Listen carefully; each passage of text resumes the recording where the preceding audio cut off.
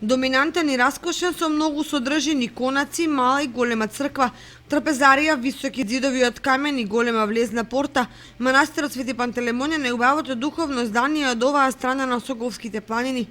Питомата и прекрасна околина совршено се вклопува во мозаикот кој постојано ги привлекува верниците од сите страни да го посетат и да уживаат во неговите убавини.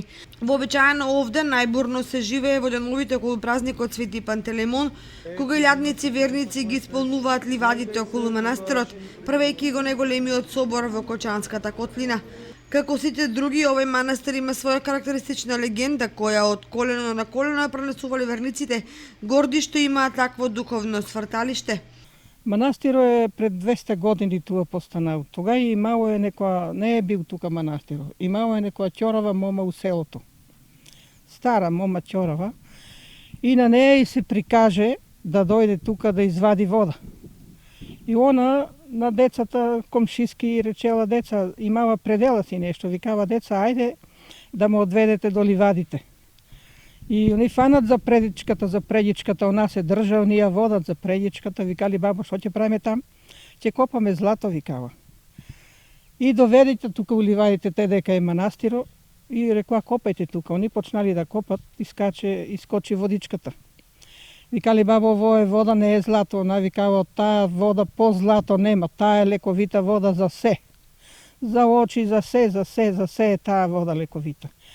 И заповедала на селото, манастирот бил там горе некаде у планината. Заповедала манастирот тука да се направи кај водичката. Викава, оваа е вода за се лековита, овоа ќе биде доктор. Пантеле манастирот доктор ќе биде. И тогаш са го донели манастирот тука. Кој е дошел, мнозина са си ја нашли.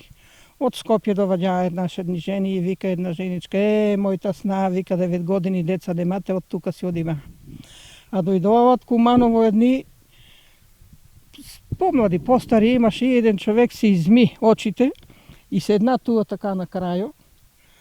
Седе тука, вика нешто да ви кажа, вика.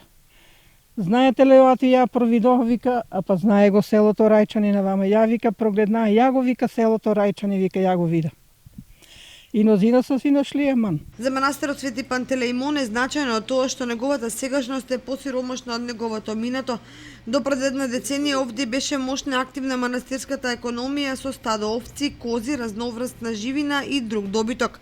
Конаците ги користеа верници кои по неколку дена престојуваа за да најдат духовно спокојство и мир.